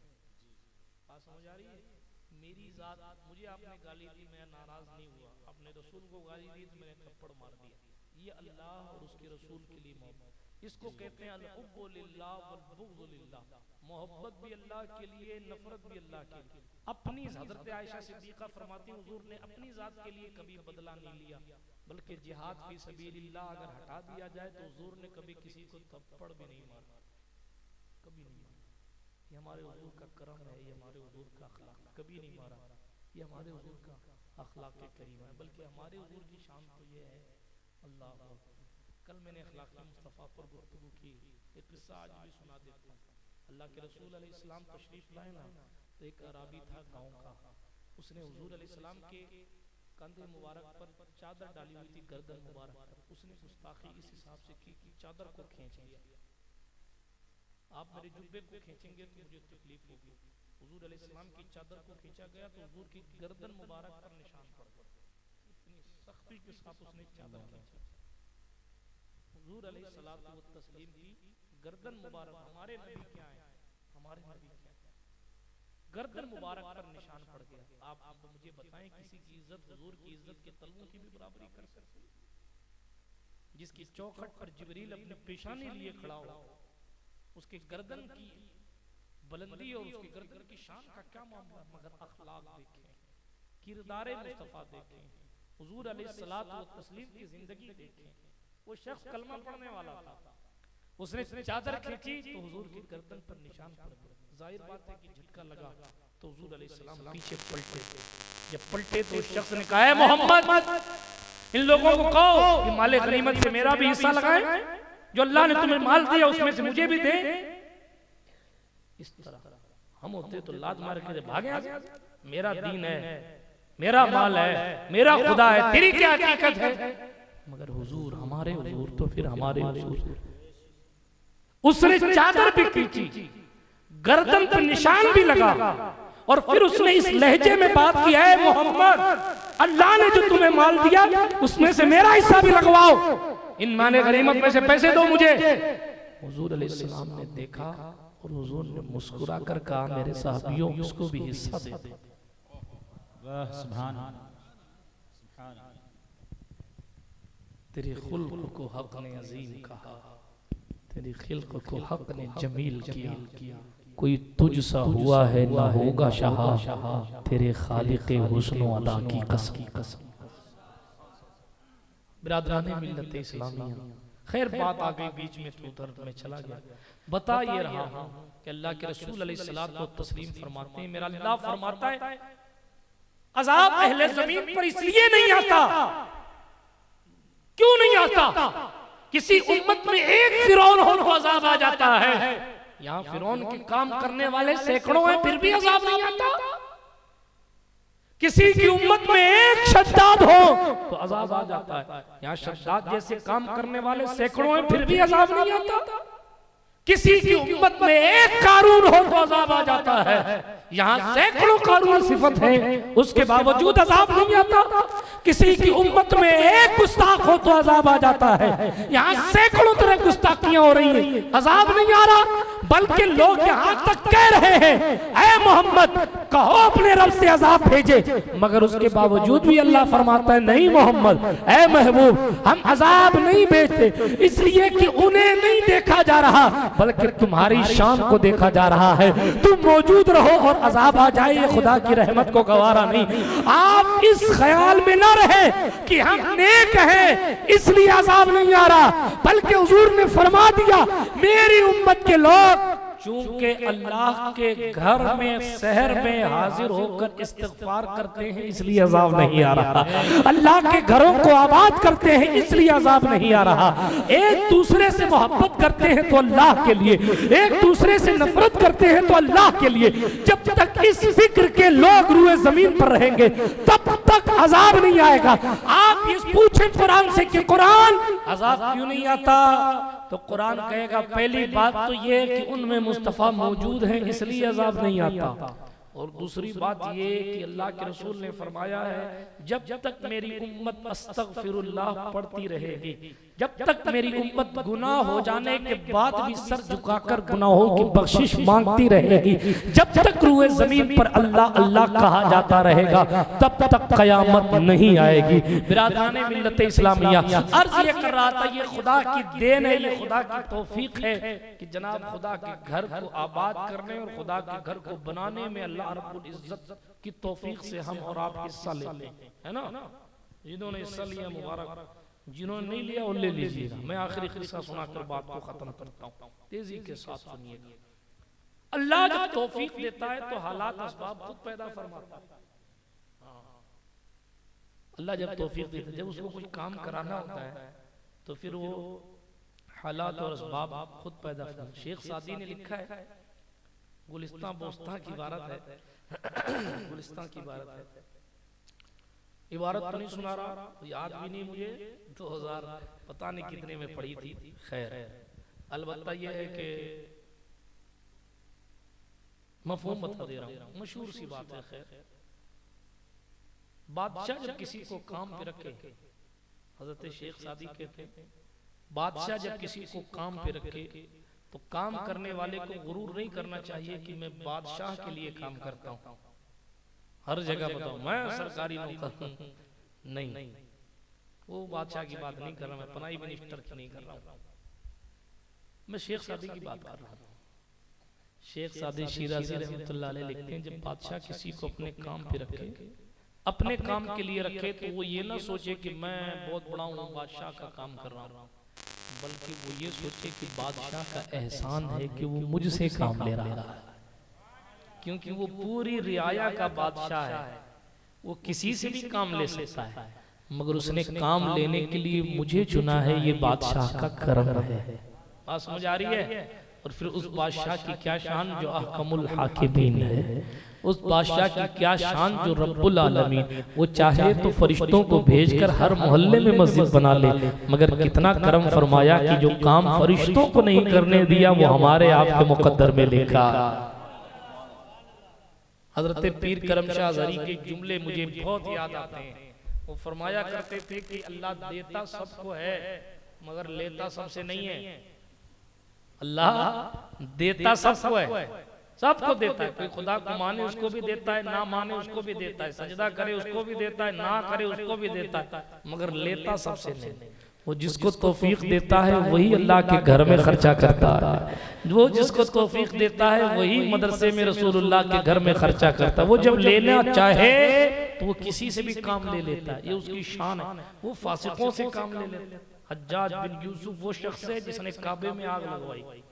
हज्जाज बिन यूसुफ सकफी मोहम्मद बिन कासिम के दौर से बिल्कुल ठीक पहले का दौर, बल्कि मोहम्मद बिन कासिम पहले इसी के अंडर में थे। हज्जाज बिन यूसुफ सकफी ठीक काबा में उसने आग लगवाई। ताबईन के दौर के मान बाद इसका दौर है, या ताबई का दौर ताबईन में ये हुआ था। बहुत बड़ा बेकार किस्म का शख्स है, काबे में आग लगवा रहा। मगर हज्जाज बिन यूसुफ से खुद खुदा ने काम लिया तो उसने उलमा की टीम बुलाई और उलमा की टीम बुलाकर कहा अल्लाह के कुरान पर जेर जबर लगाओ। ये कुरान पर जेर जबर लगा हुआ है, ये हजरत रसूल पाक के दौर में नहीं था। कुरान पर जो जेर जबर लगा हुआ है ये सरकार अबू बकर के दौर में भी नहीं था। अहले अरब को जेर जबर की जरूरत नहीं पड़ती थी, जेर जबर और नुक्ते भी नहीं थे, बल्कि वो अंदाजे से पढ़ लिया करते थे कहाँ यालमून है कहाँ तालमून है, क्योंकि उनकी मादरी भाषा थी। या जिनको कुरान याद था उनको भी जनाबे वाला जरूरत नहीं, इसलिए कि उन्होंने कुरान सीना बसीना सुना था। पढ़ने पढ़ाने का मामला पढ़ने पढ़ाने के नहीं थे। जामे कुरान सरकार उस्मान गनी की जात, तफसीलात लंबी हैं मगर आपको मैं बता रहा हूँ हज्जाज बिन यूसुफ सकफी का वो दौर था। ऐसे जालिम शख्स ने उस वक्त के जय्यद उलमा को जमा किया और उलमा की टीम बनाई और उस उलमा की टीम ने कुरान का जेरो जबर और नुक्ता लगाया, जिस जेर जबर को हम सीख कर कुरान पढ़ना सीखते हैं। जो शख्स काबे में आग लगा रहा है, काबे के खिलाफ को जला रहा है, खुदा अपने घर की किताब, अपनी किताब का काम भी उससे ले रहा है। तो ये बादशाह की ताकत है, वो जब चाहे जिससे चाहे काम ले ले, जब चाहे जिससे चाहे। मगर ईमान वाला अपने मुकद्दर पर नाज करे कि खुदा ने दौलत ईमान भी दी और फिर ये काम करने की तौफीक भी दी कि मुझसे कोई भी नेक काम हो A to Z फख्र से किया करो। इसलिए कि चरस पीने वाला अगर फख्र से चरसी कह सकता है तो उसके मुंह पर तमाचा मारते हुए आप फख्र से मुस्तफा जान रहमत का खुद को गुलाम भी कह सकते हैं जब आप रहमत आलम के तरीके कार पर चलेंगे। खैर तौफीक अल्लाह जब देता है तो काम हो जाता है। यूं तो बहुत सारे किस्से हैं, मैं एक किस्सा सुनाऊं, हजरत रसूल पाक के दादा का किस्सा सुना देता हूं। तौफीक अल्लाह जब रब्बुल इज्जत जब काम लेना चाहता है तो फिर इस तरह काम लेना। सुना दूं किस्सा या अगली बार के लिए छोड़ दो? कौन कहेगा मत सुनाओ, दिल भली कहेगी मत सुनाओ, जुबान तो कहेगी कि सुनाओ। खैर सुना देते हैं ताकि मिलाद का मौसम है, झंडे लगाने का मौसम। देखो चाचा झंडे भी खरीद के लाए, ओ बेचने लाए, खरीदना तो आपको है। हाँ झंडे खरीदेंगे। आप कहेंगे क्या मसला है, आज इधर भी खर्चा कराने की बात है उधर भी खर्चा कराने की। ये हुजूर का महीना है, जितना खर्चोगे उतना पाओगे। नहीं गलत जुमला है, जितना खर्चा करोगे उससे कहीं ज्यादा पाओगे। इसलिए कि हुजूर अलैहिस्सलात व तस्लीम का ये करम है, जो नामे मुस्तफा पर 10 खर्चा करता है उसको लाखों मिलते हैं। आप तारीख भरी पड़ी है, मैं अगर इस मौजू पर अपनी गाड़ी दौड़ाऊंगा तो फिर एक नया खिताब हो जाएगा। इसलिए बस इतना जान लीजिए कि जो हुजूर अलैहिस्सलात व तस्लीम के लिए थोड़ा खर्चा करता है हुजूर उसको ज्यादा नवाज। ये सखी करीम शहंशाह की शान है। तो बहरहाल झंडे का मौसम है। अरे जिब्रील जन्नत से झंडा लाए, आप चच्चा से तो ले ही सकते हैं। जिब्रील अलैहिस्सलाम जन्नत से झंडा लाए, आप सही है गलत है? आप अपने घरों पे झंडा लगाओ ताकि पता चले मुस्तफा वालों के नाम, मुस्तफा वालों के घर की छत पर मुस्तफा जाने रहमत के नाम का झंडा, लब्बैक या रसूल अल्लाह का झंडा, अस्सलातु वस्सलामु अलैका या रसूल अल्लाह का झंडा लगा। किसी के घर पर पुलिस वाले के बैच लगे हो, बल्कि पुलिस का सिर्फ रंग लगा हो, बल्कि एक हवलदार अगर अपना नाम लिखा ले कि साथ में पुलिस में हूं, तो चोर उसके घर चोरी करने नहीं जाता। इसलिए नहीं जाता कि ये पुलिस वाला है, जो चुराया है वो भी लेगा, जो मेरे पास है वो भी ले जाएगा जनाब। इसीलिए क्यों? इसलिए कि नेम प्लेट से गुजरने वाला पहचान लेता इसकी पार्टी क्या है। अरे किसी के घर पर कांग्रेस का झंडा होगा, किसी के घर पर बीजेपी का। जिन सियासी पार्टियों के झंडे से जिसको मोहब्बत है उसको वो मुबारक हो। आप तो अपने घरों पर अपने रसूल का झंडा लगाएं और दुनिया को ये बताएं कि मुस्तफा जाने रहमत के चर्चे कल भी होते थे, आज भी होते हैं और कल भी होते रहेंगे। बल्कि अपने घरों को रोशन करके अपने घरों पर अस्सलातु वस्सलामु अलैका या रसूल अल्लाह का झंडा लगाकर दुनिया को ये जहन दे, सदाएं दुरूदों की आती रहेंगी जिन्हें सुन के दिल शाद होता रहेगा। खुदा अहले सुन्नत को आबाद रखे, मोहम्मद का मिलाद होता। नारे तकबीर, नारे रिसालत, जय जश्न ईद मिलादुन नबी हुजूर नूरुल मशाइख साहिब किबला, नारे तकबीर, सुभान अल्लाह, माशाअल्लाह माशाअल्लाह। ये चचा परसों से मेरे जलसे में आशोक में आए थे, तो मैंने कहा कि आप परसों हरसोर आइए, इंशाल्लाह आपकी बिक्री अच्छी हो जाएगी। हाँ, अब ऐसा आप ख्याल रख लेना ना, आगे चलें। तेजी के साथ मैं किस्सा सुना देता हूँ, आप बाद में देख लीजिएगा उनको, अभी मुझे देख लीजिए, वो यहीं रहेंगे, मैं स्टेज से चला जाऊंगा। अर्ज ये कर रहा था, तवज्जो है आपकी, मुस्कुराकर फ्रेश हुए तो मैं किस्सा सुना दूं। हुजूर अलैहिस्सलातु व तस्लीम के परदादा हाशिम, क्या है? हाशिम बिन अब्दे मुनाफ, मन्नाफ भी कहते हैं, मुनाफ भी कहते हैं। हाशिम बिन अब्दे मुनाफ, हाशिम बहुत बड़े बिजनेसमैन, तिजारत करने वाले थे, बगर्ज़ तिजारत दुनिया का सफर किया करते थे, मुल्क शाम तक वगैरह वगैरह जाते थे। एक मरतबा तेजी के साथ सुना दूं, एक मरतबा वो यसरफ के इलाके से निकल रहे थे, और यसरफ, ये यसरफ वही है जो आज मदीना है, उस वक्त वो यसरफ था। वो गुजर रहे थे वहां से, तो अमर बिन लबीद अल खजरजी की बेटी, अमर बिन लबीद अल खजरजी वो इलाके के अमीर थे, तो उनके घर उनका क़याम। कुरैश के सरदार हैं जनाब हाशिम, सिकाया इनके पास, और दूसरे बहुत सारी सरदारी के मनसब इनके पास है। कुरैश का चमकता हुआ चेहरा जनाब हाशिम, इंतहाई हसीन व जमील व खूबसूरत जनाब हाशिम। जब वहां पहुंचे, कुछ दिन वहां क़याम रहा। जब कुछ दिन वहां क़याम रहा तो अमर बिन लबीद अल खजरजी की बेटी सलमा पर उनकी निगाह पड़ी। जाहिर है कि वो पर्दे का दौर नहीं था, इस्लाम की उस वक्त बहारें नहीं थी, तो अच्छे खासे शरीफ खानदान की औरतें भी कोई पर्दे में नहीं रहा करती थी। उनके कैरेक्टर और उनके किरदार जरूर पाकीज़ा हुआ करते थे। तो उनकी निगाह पड़ी ना उन पर, तो उन्होंने अमर बिन लबीद अल खजरजी से उनकी बेटी से निकाह करने की ख्वाहिश जाहिर की। जब कुरैश का सरदार खुद किसी को अपने निकाह में लेने की बात कर रहा है, जाहिर बात है कि इससे बड़ा उनके लिए कोई तोहफा नहीं था। फौरन तैयार हो गए और कहा यकीनन मैं अपनी बेटी की शादी आपसे कर दूंगा, और शादी फौरन कर दी गई, लेकिन रुखसती नहीं की गई। लेकिन एक बात उन्होंने कही थी, वो कही ये थी कि जब बेटी उम्मीद से होगी तो अपने घर पलटेगी, आपके घर यानी ससुराल में उसकी बच्चे की विलादत नहीं होगी, बल्कि मायके में होगी। जनाब हाशिम चले गए, फिर कुछ दिनों बाद वापस पलटे, तो अब रुखसती की उनके वालिद ने, और सलमा को लेकर वो यसरब से मक्का मुअज़्ज़मा की धरती पर तशरीफ आवर हुए। एक मुद्दत दराज के बाद उनको फिर, जब जाहिर बात है कि वो उनकी जो बात हो रखी थी और जो वादा था वो ये था कि जब बेटी उम्मीद से होगी तो वज़े हमल के लिए बच्ची को मायके लाया जाएगा। तो हाशिम अपनी बीवी सलमा को वापस यसरब लेकर आए, और फिर उसके बाद वो बग़र्ज़े तिजारत कहीं चले गए। एक शहजादा पैदा हुआ। जब शहजादा पैदा हुआ तो उस शहजादा के सर पर बाल जो थे वो कुछ बाल सफेद थे, इसलिए उसका नाम शैबा रखा गया। शैबा कहते हैं बूढ़े को, उसका नाम शैबा रखा गया। हाशिम जो है वो फिर बग़र्ज़े तिजारत शाम की तरफ चले गए। खुदा की कुदरत, वहीं उनका इंतकाल हो गया। अब जब उनका इंतकाल वहां हो गया तो इनको यसरब से मक्का ले जाने वाला कोई नहीं था। ये बच्चा जिसका नाम शैबा है, ये अपने ननिहाल यसरब में पलता बढ़ता रहा, अपनी मां सलमा के साथ रहता रहा।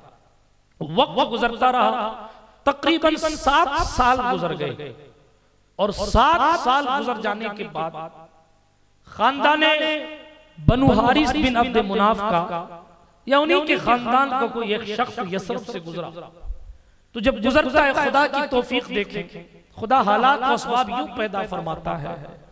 जब वो खानदान कुरैश का फर्द उधर से गुजरने लगा तो उसने देखा कि बच्चे तीर अंदाजी कर रहे हैं, बच्चे तीर से निशाना लगा रहे हैं। उनमें एक बच्चा ऐसा है कि जब उसका निशाना ठीक से लग जाता है तो वो फख्र से कहता है, अना इब्नुल हाशिम, अना इब्नु सय्यदिल बतहा, मैं हाशिम का बेटा हूँ, मैं बतहा के सरदार का बेटा हूँ, मैं हाशिम का बेटा हूँ, मैं बतहा के सरदार का बेटा हूँ। अब जाहिर बात है उनके खानदान की बात थी, तो जनाब उस दौर में खानदान के मामला भी बहुत ज्यादा कबीलों और खानदानों की बातें चला करती थी। उन्होंने वो समझ गए कि हाशिम की बीवी सलमा जो यसरब की थी ये उसका शहजादा है, और ये हाशिम का लख्त जिगर, वो जब वहां से बंदा पलटा तो उसने पलटने के बाद हरम काबा में आकर मक्कातुल मुकर्रमा जो उनका घर है वहां आकर उसने जनाब वो मुत्तलिब के पास गया। मुत्तलिब कौन है? हाशिम के सबसे छोटे भाई, हाशिम के सबसे छोटे भाई।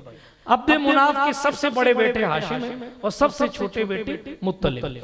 मुत्तलिब है सबसे छोटे, हाशिम के सबसे छोटे भाई। उसको आके इस बंदे ने कहा कि यार तेरे भाई का शहजादा यानी तेरा भतीजा यसरब में रहता है और ये खानदानी जाहो जलाल की शान नहीं है कि अपने खानदान का बेटा कहीं और जाकर पले, इसलिए तुम्हें चाहिए कि उसकी अच्छी परवरिश के लिए तुम अपनी भाभी को भी मक्का ले आओ और तुम जनाब अपने भतीजे को भी मक्का लेकर आओ। इसलिए मक्का उस वक्त भी कैसा शहर था, एक तो यहाँ काबा था और दूसरा यहाँ लोग तिजारत करने के लिए मरकजियत और सेंटर होने की वजह से दूर दूर से आया करते थे।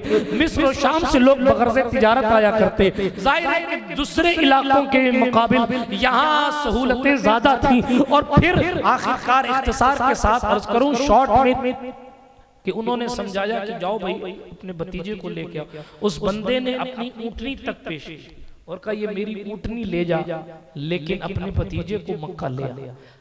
मुत्तलिब पहुंचे वहां यसरब, अपनी भाभी से मुलाकात की, उनके घर वालों से मुलाकात और कहा कि माफ करें कि हमें इतने दिन तक तवज्जो नहीं रही। अब मेरी गुजारिश ये है, सही कौल के मुताबिक ये है, मेरी गुजारिश ये है कि आप भी मेरे साथ चलें और आपका शहजादा भी यानी मेरा भतीजा भी मेरे साथ मक्का चले और आप लोग मक्का में रहे। मगर जनाब सलमा ने मना कर दिया और अपने बच्चे के मुस्तकबिल के लिए अपने शहजादे को जरूर भेज दिया। कहा मैं तो नहीं चलती, अब मेरी जिंदगी तो खत्म होने के करीब है, इसलिए मैं तो मक्का नहीं जाऊंगी, मैं अपने घर ही रहूंगी। लेकिन ये मेरा बेटा जो इस वक्त 7-8 साल का हो चुका है, इसकी जिंदगी आने वाली देखकर, आने वाली जिंदगी में रौनकें हों, खुशियां हों, सहूलतें हों और ताबनाकियां हों, इसलिए इसका मुस्तकबिल रोशन और ताबनाक करने के लिए आप अपने भतीजे को अपने साथ ले जाएं। तो वो अपने भतीजे को अपनी ऊँटनी पर बिठाकर मुत्तलिब मक्का लेकर आए। मक्का के रईसों की आदत थी कि वो गोलियां बनाकर गोल बनाकर वो दनाबे वाला बैठे रहा करते थे। तो उन्होंने पूछा मुत्तलिब ये कौन है, किसको लेके आए, ये कौन है, किसको लाए? जब उन्होंने बार बार पूछा तो मुत्तलिब ने फौरन कह दी ये मेरा गुलाम, ये मेरा गुलाम। घर लेकर गए, बीवी ने पूछा ये कौन है, तो बीवी से भी उन्होंने कह दिया ये मेरा गुलाम है। अब जब उसको गुलाम कहा तो वो बच्चा अब्दुल मुत्तलिब के नाम से मशहूर हो गया कि मुत्तलिब का गुलाम, अब्दुल मुत्तलिब, मुत्तलिब का गुलाम।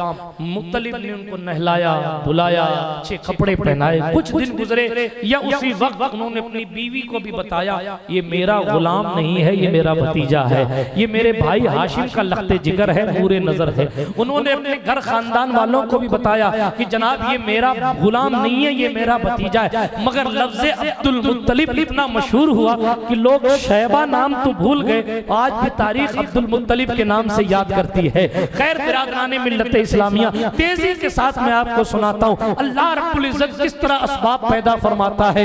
ये जनाबे वाला हाशिम के बेटे अब्दुल मुत्तलिब, हाशिम के बेटे शैबा, शैबा इब्ने हाशिम अपने शहर मक्का में अपने भाइयों के साथ, अपने चचाजाद के साथ, अपने खानदान वालों के साथ जिंदगी बसर करने लगे। जब आपकी उम्र बड़ी हुई और अपने चचा के साथ वक्त गुजारने लगे तो बहरहाल तफसील में नहीं जाता, तारीख मक्का में फिर कभी सुनाऊंगा। अभी मैं शॉर्ट में बात खत्म करने की कोशिश कर रहा हूँ। जब ये बड़े हुए तो बड़े होने के बाद चचा अब्दुल मुत्तलिब ने इनके साथ निहाई ईमानदारी, निहायत ही ईमानदारी के साथ और निहायत ही शफ़क़त के साथ इनका साथ दिया।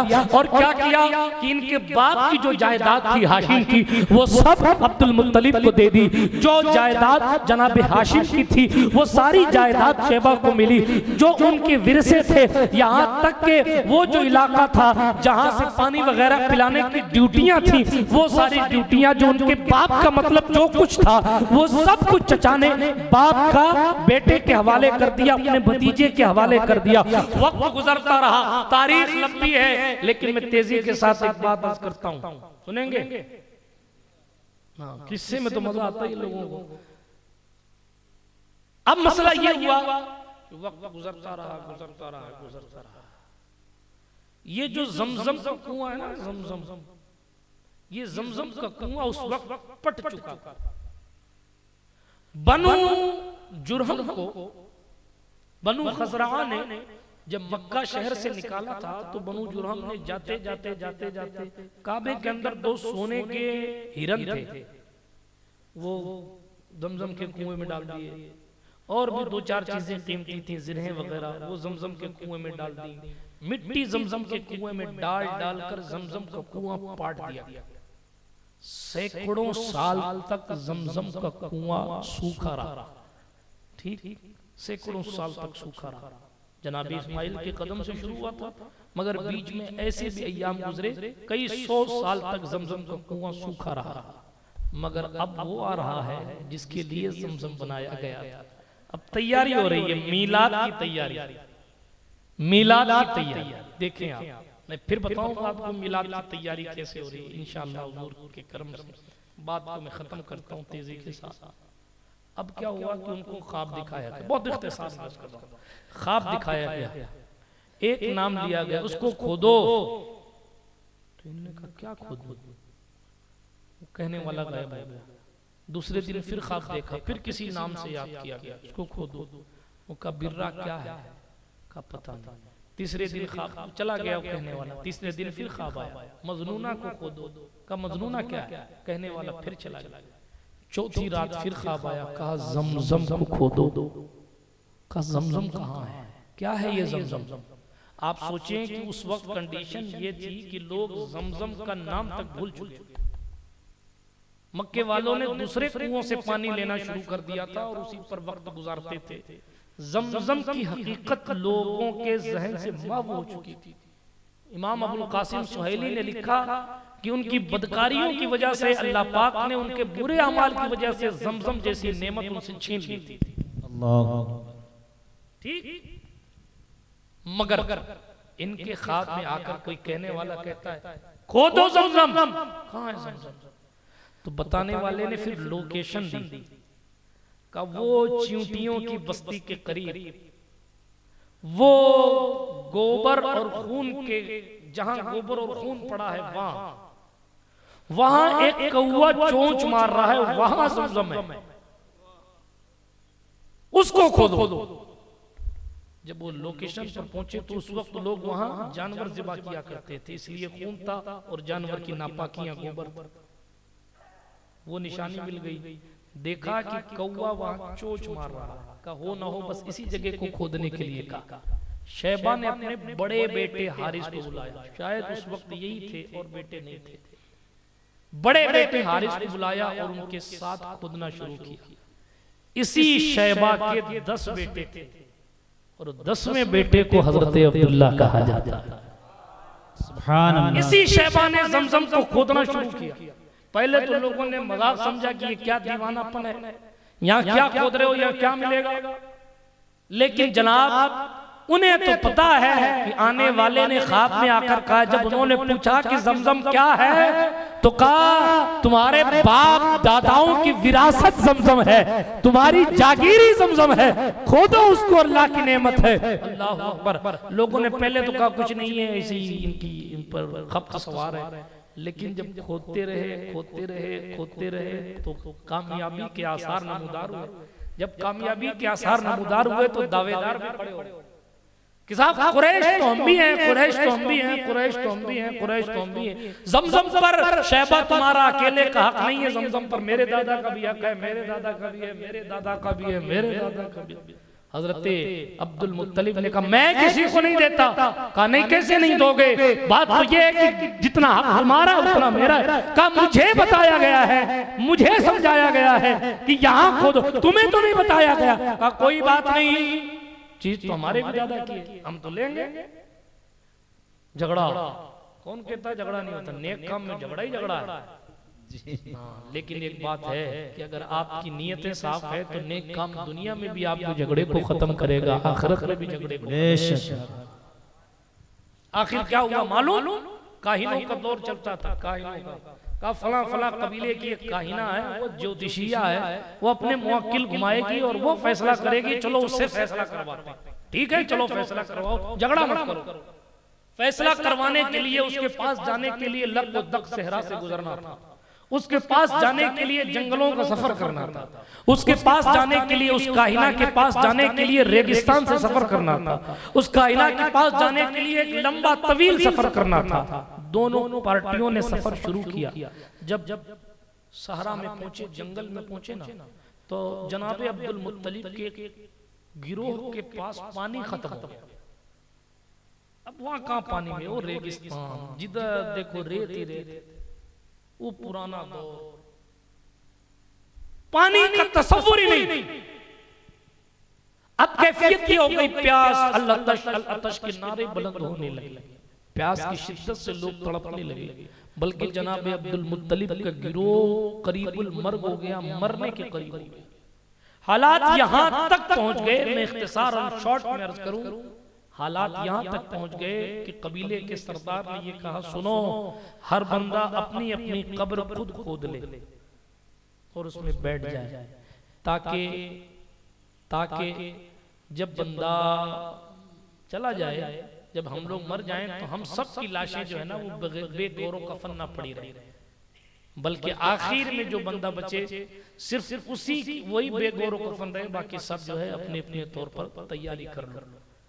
यहां तक बात पहुंच गई कि अब जिंदा नहीं बचे। मगर फिर पता नहीं क्या ख्याल उनके जहन में आया, और जनाब शैबा यानी अब्दुल मुत्तलिब ने कहा, यूं हाथ पर हाथ धरकर बैठकर मौत के इंतजार करने से क्या फायदा। उन्होंने अपने पड़ोसियों से कहा, लाओ जरा पानी हमें पिला दो। कहा, हम नहीं पिलाते तुम्हें पानी, मरो, हम नहीं देते पानी। एक ही कबीला, एक ही घर के लोग, एक ही दादा की औलाद, पानी नहीं देते। अब इंतजार मौत, घड़ियां गुजरती रही और वो लोग अपनी कब्र में बैठकर इंतजार करते रहे। मगर फिर थोड़ी देर बाद जनाब अब्दुल मुत्तलिब ने कहा, यूं हाथ पर हाथ धरकर मौत का इंतजार करने से अच्छा है कोशिश करके मरे, हो सकता है हमारा मालिक कोई रास्ता पैदा कर देगा। इतना कहना था, कुछ लोग खड़े हुए, कुछ बैठे ही थे। हजरत अब्दुल मुत्तलिब ने अपनी ऊंटनी उठाई, खुदा की शान देखें, जैसी उन्होंने ऊंटनी उठाई तो ऊंटनी के नीचे से पानी का चश्मा जारी हो गया। ऊंटनी के नीचे से पानी उबलने लगा, ठंडा पानी, मीठा पानी। जब पानी उबलने लगा, सरकार अब्दुल मुत्तलिब ने पिया, उनके साथियों ने पिया, अपने मशकीज़े भर लिए, उनके जानवरों ने पिया। सरदार वक्त ने कहा, अरे वो सामने वाले कबीले को भी बुला लो, उस गिरोह को भी बुला लो कि आकर पानी पी ले। साथियों ने कहा, उन्होंने हमें पानी नहीं दिया था, हम भी उन्हें पानी नहीं देंगे। मगर सरदार ने कहा, अगर हम वैसा ही करें जैसा वो करते हैं तो हम में और उनमें फर्क क्या रह जाएगा। इस तरह कहना हुआ और सामने वाले को बुलाया गया। उस गिरोह ने आकर इस ठंडे मीठे पानी को कहा, पिया, और पीने के बाद मशकीज़े भरे। अब्दुल मुत्तलिब ने कहा, चलो जानवर खड़े करो और फैसले करवाते। सामने वाले गिरोह ने कहा, अब्दुल मुत्तलिब अब फैसले नहीं कराने, फैसले तो कुदरत ने यही कर दिए हैं। जहां पानी नहीं है वहां तेरी ऊंटनी के नीचे से पानी निकलता है, और फिर जब हमने तुझे पानी नहीं दिया फिर भी तू हमें पानी पिलाता है। जमजम तेरी विरासत है, अब हम जमजम के कुएं में बिल्कुल हाथ नहीं डालेंगे। नारे तकबीर, नारे रिसालत, जश्न ईद मिलादुन नबी। इस तरह से वो पलटे और उन्होंने जमजम को खोदा, और फिर जनाब वो सोने के हिरन भी निकाले, और वो जनाबे वाला जिरहे भी निकाली, और बहुत सारी चीज, बहुत सारी मिट्टियां निकालकर जमजम के कुएं को फिर से आबाद किया गया। कोई कहे मोहम्मद के मिलाद की तैयारी क्यों करते हो, तो उसको कहना, दीवाने तारीख पर वो हाशिम का बेटा जो ननिहाल में 7 साल से पल रहा है, उसको मुसाफिर भेजकर काबा बुलाया जा रहा है, मिलाद की तैयारी की जा रही है। उस 7 साल का बेटा, ये कौन है 7 साल का बेटा? जनाब, ये हमारे और आपके पैगंबर आजम रसूल पाक के सगे दादा हैं, सगे दादा। उनको उनके यसरफ से बुलाया जा रहा है, मक्के में आबाद किया जा रहा है, यानी कोई आ रहा है, उसके आने का सारा इंतजाम किया जा रहा है। मुस्तफा की विलादत का वक्त करीब है। इतने 100 साल जमजम सूखा था, सूखा रहे, मगर अब वो आ रहा है जो किसी को प्यासा नहीं रहने देगा, जो कौसर तकसीम करने वाला है। इसलिए उसकी आमद के इंतजाम में जमजम को फिर से तैयार किया जा रहा है। मुस्तफा की विलादत की खुशी में हजरत अब्दुल मुत्तलिब को अपने बाप की जागीरी दी जा रही है। हुजूर के दादा होने की वजह से उनकी ऊँटनी के नीचे से पानी निकाला जा रहा है ताकि उनकी विरासत बरकरार रहे, सकाया उनके कदमों में रहे, हरम काबा की सरदारी उनके पास रहे। इसलिए कि जनाब जिस पोते का उनको दादा बनना है उसको एक दिन मिंबर पर बैठकर कहना है, अल्लाह ने तमाम लोगों में बेहतरीन कबीले बनाए, बेहतरीन खानदान बनाए, और उन बेहतरीन खानदानों में से बेहतरीन कबीले को मेरे लिए चुना, और बेहतरीन कबीले में अल्लाह पाक ने मुझे पैदा किया। अल्लाह पाक ने मुझे तमाम लोगों में बेहतरीन खानदान के, बेहतरीन कबीले के, बेहतरीन घर में पैदा किया। हुजूर खुद फरमा रहे, मैं बेहतरीन के बेहतरीन में हूँ। इसी फिक्र को आशिक समझ गया और उसने वहाबियत के ताबूत पर कील ठोक कर कहा, सारे अच्छों में अच्छा समझिए जिसे है उस अच्छे से अच्छा हमारा नबी, सारे ऊंचों में ऊंचा समझिए जिसे है उस ऊंचे से ऊंचा हमारा नबी।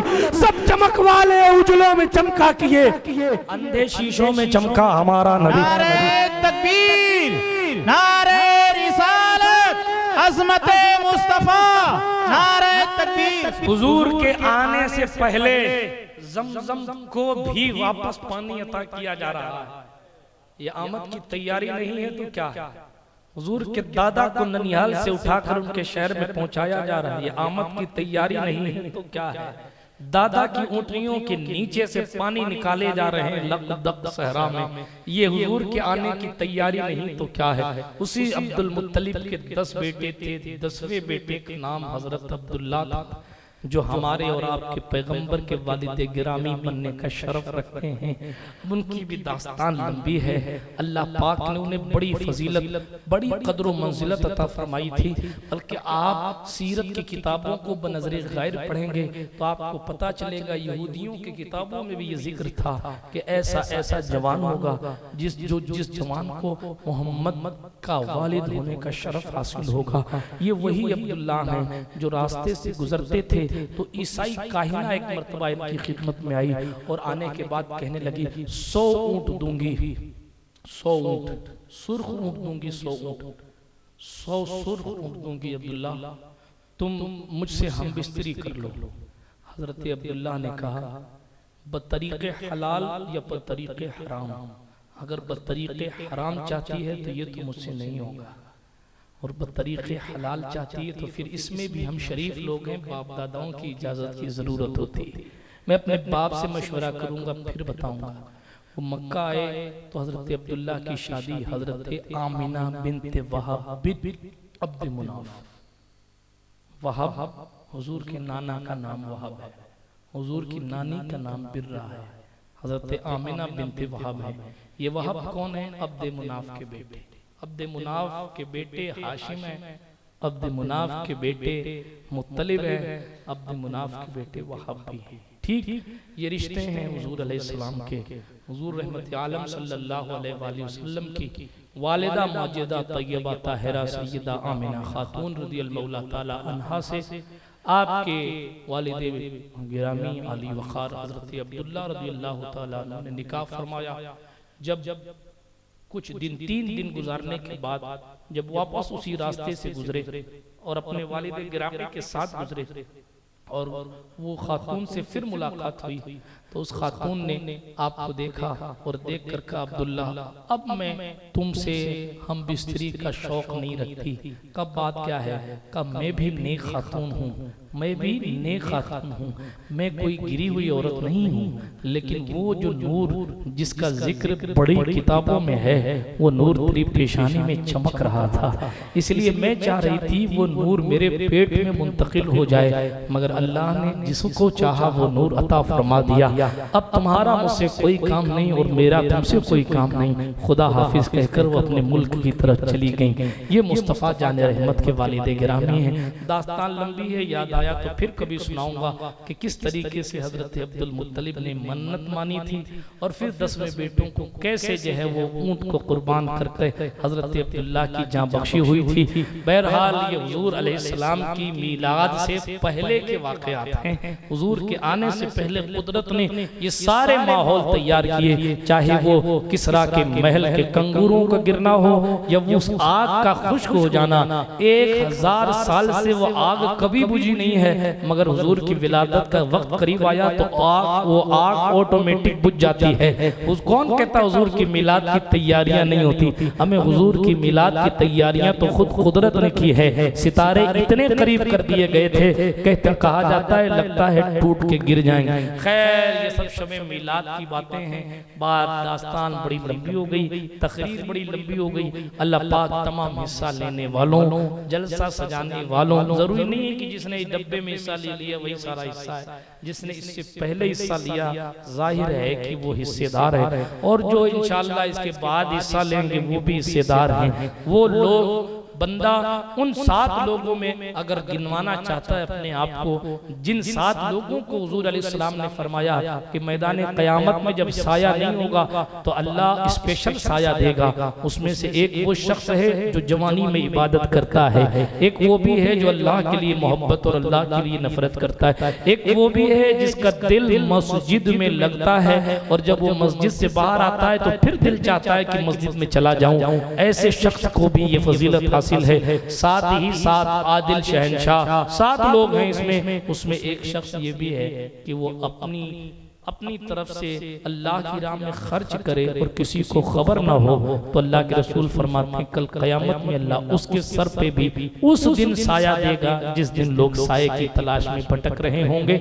अल्लाह पाक हमें और आपको दीन की खिदमत और मुस्तफ़ा जान रहमत अलैहिस्सलाम के मिशन की खिदमत करने की सआदत बख्शे। जो लोग मेहनतें कर रहे हैं अल्लाह उन्हें मजीद इखलास की दौलत लाजवाल अता फरमाए और दुनिया और आखिरत में उन्हें बेहतर से बेहतर बदला अता फरमाए और इस जन्नत की क्यारी को खूब खूब आबाद रखे। यार जिंदा सोहबत बाकी अस्तगफिरुल्लाह ताला रब्बी मिन कुल्लि ज़ंबिन व अतूबु इलैह। खाक मुझ में कमाल रखा है, मुस्तफ़ा ने संभाल रखा है, मेरे ऐबों पे डालकर पर्दा मुझको अच्छों में डाल रखा है। व आखिरु दावाना अनिल हम्दुलिल्लाहि रब्बिल आलमीन। अस्सलामु अलैकुम।